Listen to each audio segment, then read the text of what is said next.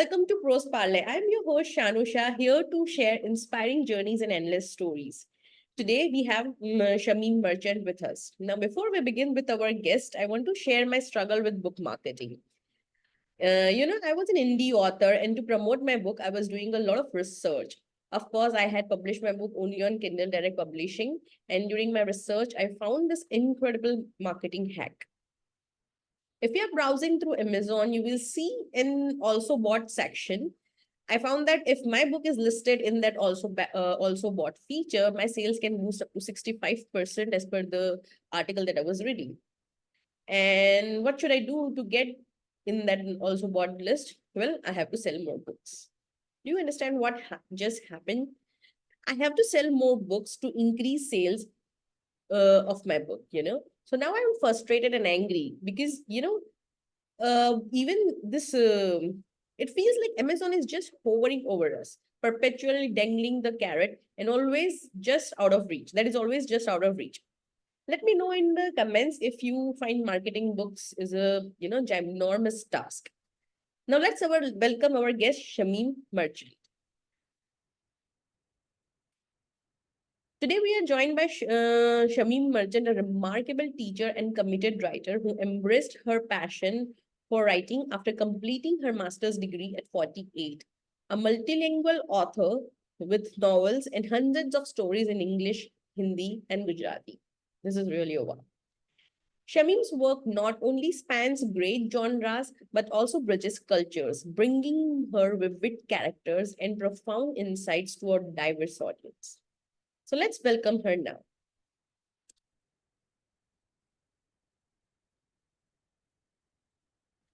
Hi, Shamim ji, how are you? Welcome to Prose Parley, and I am honored to have you on this talk show where I look forward to knowing your inspiring journey and endless stories of your published works. Hello, Shanu. Thank you so much for having me, and that's really wonderful to be here with you. Okay, I just went through your bio that you have sent to me, and I was quite inspired. I just want to know what inspired you to pursue your master's degree and, at 48 age, at the age of 48, I mean. Actually, my journey of education is very interesting. Mm-hmm. Like when I started after my 11th, Mm-hmm. I wanted to become a teacher for the mentally retarded. Basically, in those days, I Mm-hmm. wanted to become a teacher for the mentally challenged. So during that time, the basic qualification was not graduation. Mm-hmm. Now it is graduation if you want to become a teacher for the retarded. That time even nursery teacher training would do. Okay. And I was scared that my father would get me married off very early and very soon. So I thought if I keep on doing college degrees, I will not be able to pursue the retardation course, which I actually wanted to do. So Okay. then I left college. I studied only till 11th and I did my nursery teacher training and training for the mentally challenged and for autistic and those things. But then after marriage and after I started working, one parent of a student, she Mm-hmm. encouraged me. She said, why don't you study further? By Yeah. then I had kids and I was living with in-laws and everything. So, but I said, it's not possible. She said, what not possible? My mom did degree at 51. Mm-hmm. So that way she inspired me. And then I said, okay, why not? Let's give it a shot. Right. So then I took my, I discussed it with my husband, with my in-laws, and they were fine with it. I will support you. Don't worry. Go ahead. I was Oh. already working full time. I already had two boys. So it was, of course, I did correspondence. But Mm-hmm. then I did everything. So like from 12th to 3 years degree and then 2 years masters. So by the Wow. time I finished my masters, I was 48. Oh, wow. That's really inspiring. And so, how do you manage? You are a teacher, you are a parent, and you also manage a household, of course, because we are women, we have our responsibilities as a house as well. Yes, yes. So, how do you balance it off and get time for writing? Because you have written so much. Yeah, that is true. That actually, some things, no, like it's a passion now. When I began the journey of writing, it wasn't so much. It was just like a flair to put on my thoughts and feelings. But Mm-hmm. over a period of time, as I kept reading other people's stuff and I kept penning down, it got more finesse. And then I love writing. I love writing. I don't want to see, like I imagine a lot. There's a lot of creativity in which I can't take it out in any other form. So the Yeah. best is that you take it out in your writing. So I live many characters through the lives of my characters, live many lives. So there Wow. are many things I want to put down. Yes, it is challenging to take out time for my writing because I'm a full-time housewife. Plus, I'm working also. Like I teach online. I teach English. Okay. So I have online classes going on right from morning till evening. Mm-hmm. So in between, whenever I can squeeze out time, I just write it down. I just pour out my thoughts. Oh, that's And then really. it takes time. I'm a little organized. I'm very organized actually. So Mm. yes, I Yeah, somehow manage. that is the main thing. Can you tell me your schedule a bit so that we can also, know how to write and when to write? Because every one of us are multitasking people. So it will really help us to know that, okay, this is the time best fit to write. And a lot of people struggle with time actually. Yeah, time is a major thing in for me. Yeah. Like I don't like wasting time. No, sometimes my son tells me, "Mama, just sit quietly and see how it feels." Mm. Sometimes just sitting quietly also feels good. So yeah, Yeah. day begins very early in the morning. Then I go for my walks, come back, there's cooking to do. There's everybody's tiffins to be done. When Mm-hmm. once everybody leaves the house, then I get about 1.5 hours to myself. That's Mm-hmm. the time when I sit with my cup of coffee and write. And Mm-hmm. then my classes begin at 10 to 8 in the evening. So Okay. from 10 in the morning till 8 in the evening, I'm in my classes. Okay. Once in a way, I get an hour in the middle free. But after 8, I'm free again. So 8 to 9, 9:30 again, I get some time. Mm-hmm. Weekends, I get a little more time. Not Saturday, but Sunday, I get a little more time. So yes. Okay. And you also write in English, Hindi, and Gujarati. So how do you decide which language to write it? I mean, do you have a story in mind, and then the language depends on the character, or you kind of feel that okay, I want to write in English, and this should be the thing. How do you decide what story, what language? Right now, I mean, I'm part of some Gujarati groups. Mm-hmm. So whatever topics come from there. But the base is actually English. To be very frank, I'm more comfortable with English the more like I think in English. So English is most comfortable, comes more naturally to me than any other language. Yes. Though Gujarati is a mother tongue. Yeah. Most of the time I write in English and then translate into other languages myself. Okay. Hmm. But some stories, some topics demand that they are written only in Gujarati to bring out the cultural effect, the traditional, intertones and all that. So Yes. it is better. Like recently, I wrote a story called about a desert where I Mm-hmm. wanted to bring in a lot of the dialect of that place, that village. So it Mm-hmm. was not possible, and that feel would not come if I had written in English. So those some stories I then directly write in Gujarati, but Mm-hmm. most of the time I write in English and then translate into other languages. Oh, that's really nice to know. And how do you, can you just walk us through a process like how do you start a story and how do you end it? I mean, we have some, for example, it happens with me, when I start Yeah, you writing. tell me. Yeah, when I start writing, when I used to write fiction, I'm absolutely into non-fiction now. But however, when in my past I used to write fiction, I would start with one story, and when the story ends, it's completely altogether different thing. It completely so it happens, like it happens on the events that I happens. So the story as it unravels depends only on what I have already written, and the end that I have in mind initially it does not end up the way I used I used to think about it. Does this happens to you also? How does your process, how is your process? Do you outline the story or you just are a penster, write it and let it go how the story unravels?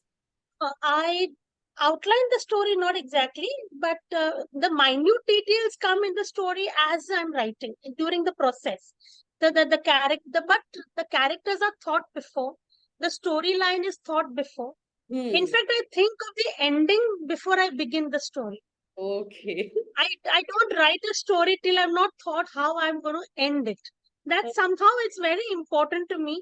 Hmm. Whether the word in the groups that I'm there, some they give, or most of the time they give you word count that you cannot exceed this word count.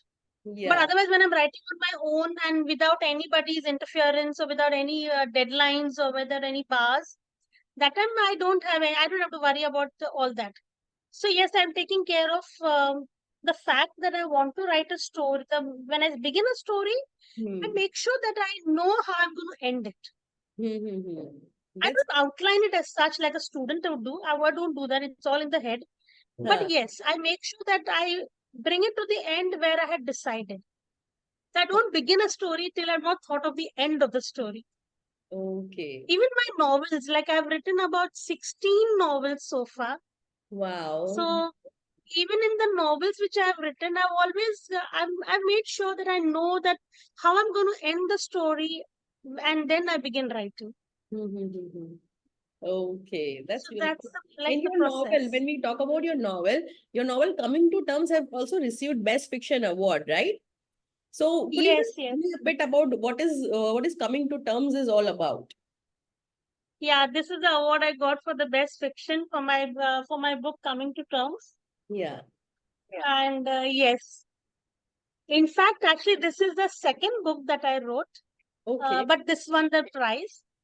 This is the first book I wrote, My Centurion, the Mm. very first novel that I wrote. In fact, the journey of writing began with My Centurion. Okay. Okay. And I coming to just would need terms, to know because this particular book won the award, you know. So I want to know what is the story behind this book? yes, so this is about nightmares. It's about a writer who writes crime thrillers, Mm-hmm. and he's discarded one of his characters because he was not happy with it. Mm-hmm. And then how that discarded character comes and troubles him and forces him to take him back in the book. Wow, this is a really So nice the story. discarded character is forcing him to take me back in the book. That's why, and the writer is going through a phase of writer's block, and then he's having nightmares, and then how he comes to terms with the entire situation and gets back to writing. So Mm-hmm. this book is all about that. That's really unique thing, and I have never read anything like this, and I'm a very avid reader, you know. So this is I'd really love to gift it to you. oh, thank you very much. Okay, so is there any challenge that you face when you are writing in English and then suddenly you have an idea in Gujarati, so you start writing in Gujarati or Hindi? Do you face any challenges about this? Yes, there are challenges. In fact, there are quite a few challenges, especially because as a writer, you want to write. My strength as a writer is only words. I Hmm. don't have any pictures in front of me, and neither do I have any pictures to present to the reader. It is Hmm. my job to create that picture in the mind of my reader. Hmm. So, Right. to do that, I use a lot of creative language Hmm. which has some parts are beautiful and some can be written and expressed only in English. But there Hmm. are some areas and some cultural facts and traditional ideas which I can express only in Gujarati. I can't express that in English. It Hmm. won't even suit. So Hmm. in those phases, I do face a challenge. But then again, I do a lot of research. I read a lot of other people's work and Hmm. see how they have put in their thoughts and their ideas and how I can incorporate it in my work. So that's how it goes. But yes, it is challenging when I'm trying to translate from English to Gujarati or even sometimes Gujarati to English. Yeah. Like very interestingly, very recently, I wrote a few children's stories which children could read. Hmm. But I wrote them directly in Gujarati because I wasn't finding it very exciting if I had written the same thing in English. Now Yes. I have to sit and translate it, but there are few words and few ideas which are better expressed in Gujarati. Correct. Hmm. Yeah, so you said that you also, look for some other inspiration. So what are your personal heroes? Like what influenced you to write, novels and everything? Is there any author or any personal hero who from whom you were influenced or inspired? No, basically I read a lot of mixed genre. Like Hmm. I read a lot of self-help, but at the same time I have read a lot of love stories. At the same time, I've read a lot of thrillers. Like surprisingly, I like Robin Cook's books a lot. He writes medical thrillers. Who's- And then I like Henry Denker a lot. Robin Cook. He huh, writes a lot of medical thrillers. yes, yes. Huh. And then I like a lot of Henry Denker's books because he writes a lot of books which are medical as well as there are law cases and there are court scenes. So it's Yeah, quite different from what I write. But yeah. yes, I like all these things and I read a lot of self-help books also. Mm-hmm. I write a lot of articles also. So it helps me somewhere down the line even there. Yeah, right. And how do you develop your characters? Do you get inspired by some real life individuals, or are they completely fictional? No, no, I wouldn't say they are completely fictional, because at my stage and my age, with a number of people that we have met, and the like the in different walks of life, wherever you have been, as a mother, as a daughter-in-law, as a teacher, we Mm. meet so many people. And Yeah. somewhere along the line, we think of someone. So we pick up someone's characteristic, we pick up someone's nature, Mhm. someone's habit. So Yes. yes, somewhere along the line, someone does influence. Like for example, Hmm. this is a very interesting thing, I'll tell you. This is one of my very recent novels that got published, Where There's a Will. Mm-hmm. In this book, the character of one of the characters of a 70-year-old lady, she Mm-hmm. was actually my teacher when I was in third standard, Miss Oh. Bailey. Uh-huh. Yeah. So I have taken the entire thing, like even the way she looks and the Mm-hmm. way she walks and what type of clothes she wears, everything in this book is dedicated to Miss Bailey. And she was actually my teacher in third standard. If she would have known, she would have been very, very proud of you, no, at the moment. Yeah, I'm sure, but now she's no more. Yeah. But that's really good tribute to teacher, in a way. Yeah, And I was quite in. I mean, she was my teacher only for 3 hours, only for 3 hours, and then she promoted me to fourth standard. But uh, then I was so deeply moved and touched by her that I maintained relation with her till the end. She even came for my wedding. oh wow, that's really nice. I mean, that's how much she influenced you. It's really nice to know. Yes, yes, Okay. I want also you also go to a lot of book launches and open mic sessions, right?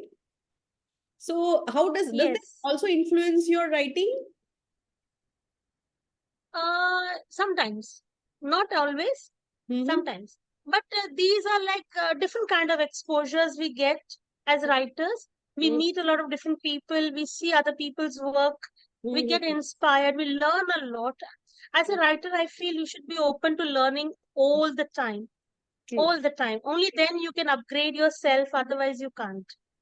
true, So true. it's a different kind of exposure. Like even the upcoming, there's an event next Saturday. There's a writers meet in Tamil Nadu where I'm going, Uh-huh. where two of my new books are getting launched. Mm-hmm. So that's again another. I think it will be the sixth event which I would be attending, a book launch event. Wow. Mm-hmm. That's So I've really. attended about five so far. So you also move a lot. I mean, I have met another author whose name was Vikas Arun Parikh. He also had moved a lot throughout the country, So you are also doing the same thing. You moved across the country, launching your books and interacting with readers. That's really, that must be a very nice experience, right? Definitely, definitely. We meet so many people from different walks of life. In Yeah. fact, until now, the three book launch that I attended were in Gujarat, but Mm, one I attended in Delhi, and the upcoming one is in Tamil Nadu. So yes, they're different areas and different people I'll be meeting, and mm. it's not only fun, but it's a lot of learning experience. And you really gain a lot when you see other people. You get inspired and you feel, oh my God, we are nothing. There are so many other people who've done much more than us. Yeah, right. And you also do blogging and YouTube. You also have a YouTube channel, right? Can you just tell us about what you share on your blogs and YouTube channels? Like both first Uh, and then the YouTube channel. yes. Okay, my blog is like I have a blog on WordPress where I put up my stories and articles from time to time. Yeah. That is a text blog, of course. But for the YouTube channel, I have voice recorded some of my stories and I've put up there. Like Okay. I have some of them are audios and some of them I've even video recorded my stories and I've put up there, especially microfictions if they are small, just 1 or 2 minutes. So those Mhm. type of work I have put up on YouTube. The Okay. frequency is less because of lack of time, but Yeah. I do keep putting whenever it's possible. Yeah. But this is great to have a YouTube channel itself is a great thing, I mean, because when you have a channel, you also feel that, okay, I should put something on that channel. If you have I'm a really blog, inspired by you. I mean, you do quite a lot. I'm really impressed. oh, thank you very much. Thanks. And congratulations for that book of yours, that the one which you've written on AI. Yeah, how to edit generative AI content. Yes, yes. I mean, I'm really impressed, and many congratulations for that. Thank you very much. Yeah, it's going to be traditionally published soon, so I will be deleting now from, and they will be publishing me. So I'm Okay, okay, very that's happy with great. that. Yeah. Anyways, so what can your, I think your two books are upcoming, like right? Rhyme and Rhythm and Mindful and Beyond, sorry. Yes, yes. So can we So tell, can you tell something about those two books also? I mean, are they non-fiction? I can see Mindful and Beyond will be non-fiction, and I feel from the name that Rhyme and Rhythm are is a something poetical. Is it so? yes, rhyme and rhythm I'm doing with a friend. In Oh, fact, that friend also, I haven't met her still. We'll be meeting for the first time in Tamil Nadu next week. We've oh, only been on phone, like her name is Vijay Lakshmi. So I've only met, we've only been on phone till now, but the bonding is such great that I thought, let's do a book together. So yeah. it has about 102 poems, 51 Oh, by me and 51 by Vijay. wow. That's rhyme and rhythm. And the other book is Mindful and Beyond, where I have put down 50 motivational articles which I've written so far. So it's Hmm. a compilation of 15 motivational articles that I've written so far. Mindful and Beyond, that's the book. Wow, that's really So it inspiring. has a lot of real life anecdotes and a Uh, few of my ideas and experiences, whatever I've learned from trial and error as a teacher, as a mother, as a writer. So all those experiences clubbed in one book. Wow, that's really nice. So, do you have any advice for the aspiring writers, those who are still writing? You know, there are many of us who have a story in mind, but we aren't able to put it on paper. We are unable to put it on, this paper, and it's just frustrate us. Okay, that why I'm not able to sit and write. So, do you have any advice for such writers who just are still aspiring to write and finish their manuscript, or maybe a non-fiction book? Well, a couple of things that I have learned through my journey of writing, like it's almost about a decade now. So Mm-hmm. first thing I would say is, even if you're writing less, I think you should read a lot. Yes, right. Reading is one aspect which not only broadens your horizons for your thoughts Hmm. and your ideas, but it brings that finesse in your language which you otherwise don't have. Correct. Absolutely Right. right. Reading is what which brings you in contact with new terms, new words, Hmm. new way of describing, new way of writing, new way of thinking altogether. So reading is something that it should become part and parcel of your life, almost like next to breathing. That Yeah. is what reading is to me. I love reading. Wow. That's That's really one thing I would say for the writers. And the second thing I would say is you should never fear from writing. Whatever your thoughts may be, however silly they might seem to you, but put it down. true. Only when you put it down on paper will you realize or will you come to know how much you can actually write. And you might write very nice. And Yeah. it's not necessary that because it's here, it will come out exactly the same on paper. It might come out quite differently. True. That's true. It may not come exactly the same way. So Yeah. don't fear from writing, just put it down. And if you keep writing, the practice is there, then it will catch up with the finish one day. But that Hmm. passion, that fire should keep burning. True. Exactly. Yes. Very, very nice and very thoughtful message. Thank you very much. Anyways, that was Thank an you, dear. inspiring journey, Shamim ji. Thanks for sharing those endless stories. And thank you for joining us today. And heartfelt thanks to everyone who is watching right now. I urge to buy these wonderful stories of Shamim ji. The links are shared in the description, and you can follow her too. The link is also in the description. Thank you, Shamim. Thank you so much, dear. Thank you so much.